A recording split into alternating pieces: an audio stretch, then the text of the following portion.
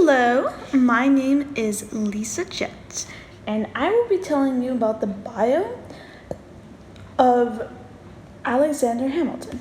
Except this isn't your long and boring bio, it is actually a comic book formed into a bio. It's really cool.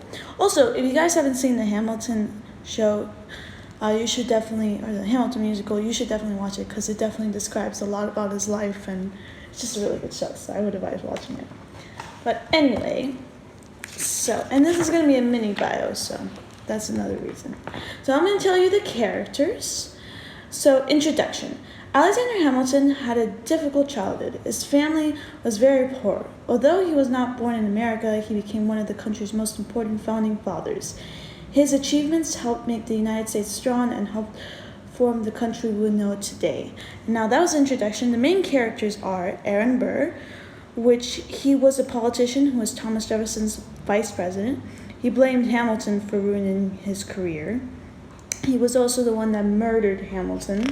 So Alexander Hamilton, the main character, a Revolutionary War leader and the first U.S. Secretary of the Treasury. He started the U.S. Mint and the first national bank. And that's why we have our financial system. Okay, so Elizabeth Schuyler Hamilton, wife of Alexander Hamilton. Her family was one of the most important people in New York. Thomas Jefferson, writer of the Declaration of Independence and the third U.S. president. He was a political rival of Hamilton. Also, Alexander Hamilton, he was a Republican, and Thomas Jefferson, he was a Democrat. So that was the first, people that was the people that started the Democrat Party and the Republican Party, which was known back then as the Federalist Party. And then George Washington, which we know and love, commander of the Continental Army in the American Revolution and the first U.S. president. He relied on Hamilton's advice. They were definitely very friendly to each other. So Alexander Hamilton. Now let's get into the story. So Alexander Hamilton was born around 1755 on the island of Nevis, a British colony in the Caribbean. Alexander's father was Scottish. His mother was French. The Hamiltons moved to St. Croix when Alexander was 10. Soon after the Hamiltons moved, Alexander's father left the family. His mother started a small store to support her two sons. Alexander helped her. He did not go to school, but he studied on his own. He was homeschooled. Are you sure your numbers are correct? I checked twice. To make any money, we need to charge a penny more for each candle. So that's his mom and him talking. Alexander's mother died of a fever when Alexander was 13. Alexander had to work as a clerk. He was smart and worked hard. Over the years, he earned the trust of his employees. I'm taking a trip to New England and will be gone for a few months. Don't worry, I can handle everything while you're gone. So that was him talking to one of his employers. Alexander's employer and other friends wanted to help this intelligent boy. They raised money to send Alexander to school in New York. He left the islands in 1772. I'm going to study hard. I have great plans. The American colonies are an exciting place for young men like you. So he was talking to his employer again. While Alexander studied at college, the American colonies were moving toward war with England. Alexander chose to side with the Patriots. Read my pamphlets. You will see how we can bring liberty to America. So this is him kind of talking to the public.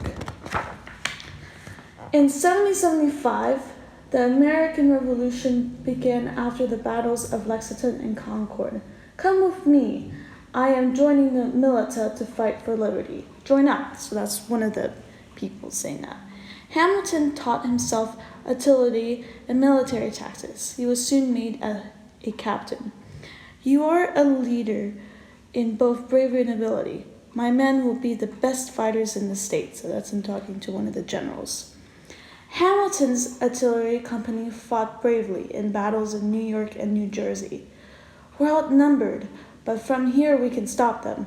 Those lobsterbacks don't have a chance. So those are the two soldiers talking to each other. Hamilton's company was often chosen to fight in strategic battles. In the Battle of Trenton, they helped defeat the British and the Hessians. The Hessians were German soldiers hired by the British to help them. Retreat, retreat! They're aiming right at us. So that's the British people talking to each other. In 1777, Hamilton became an aide to George Washington. Washington admired and needed Hamilton's many skills. My spies say the British forces will attack from here. Write to the General Gates and ask him to send more troops. So that's George Washington and Hamilton talking to each other. Hamilton made sure the Continental Army had supplies. Washington also sent him on special missions. Colonial. Hamilton, since you speak French, you will work with General Lafayette and our French allies. That's George Washington talking to the two men. Hamilton kept track of the British Army's movements. General, the British Army supply line is often open to attack from the north. Tell Major Lee to start out at once. So that's George Washington and someone else talking to each other. What followed came to be known as the Battle of Monmouth. During the battle, some colonials retreated in panic. Washington and Hamilton inspired them to go back to fight. Men, you have fought bravely and we are close to victory. Do not give up now. Neither side won in the Monmouth, but the Continental Army proved it could hold its own against the English. This 1778 battle was a turning point in the war. That's George Washington talking to his troops. In 1780, Alexander married Elizabeth Schuyler. Her father was a general, and her family was very important in New York. I dream of you every night, Eliza. Please do me the honor of marrying me. That's him proposing to her. Hamilton could see that the war would end soon. He wanted to command troops to have a last chance of glory. Washington would not support him. There are other officials who should be given commands. Then I resign as your aide so I can fight on the battlefield. That's them both talking. At last, Washington gave in. Hamilton led his own troops Yorktown, where the British finally surrendered in October 1781. Let's take this fort for General Washington and American liberty. So that's one of the soldiers talking. As the war was ending, Hamilton left the army. In 1782, he became a member of the Continental Congress. There is Alexander Hamilton, our new member from New York. I've heard so much about you, sir. So that's them talking to each other. Hamilton saw that federal government needed to be stronger. It needed ways to get money. States did not want to give too much power to a central government, though. We don't have enough money to pay our soldiers. The states need to pay their fair share. That's Hamilton talking. Hamilton was frustrated with Congress and decided to leave. He studied law on his own. In 1783, he started a law practice in New York.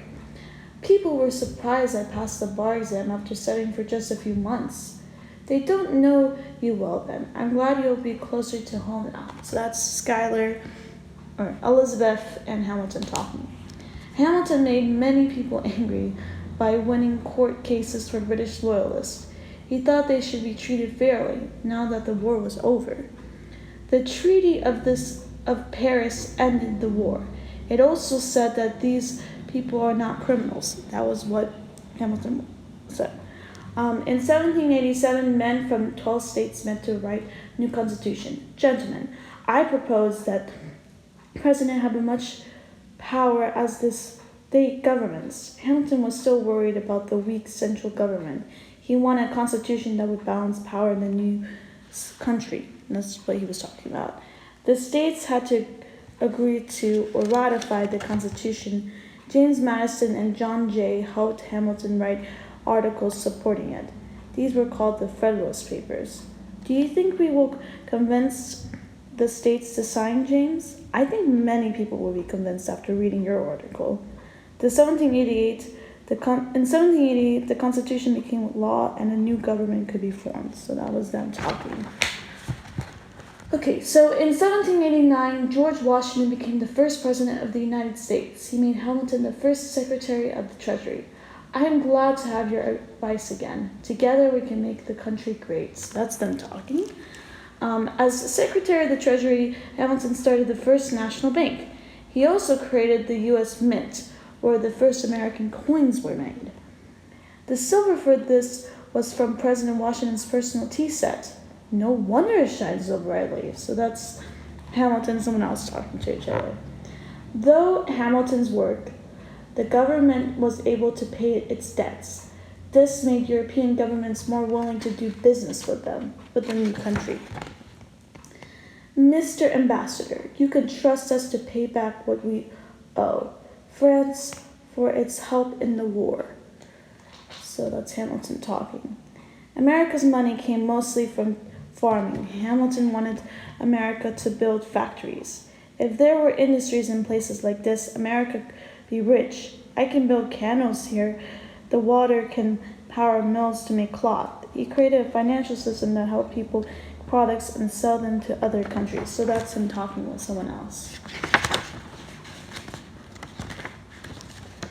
Hamilton needed ways to make sure the federal government had enough money.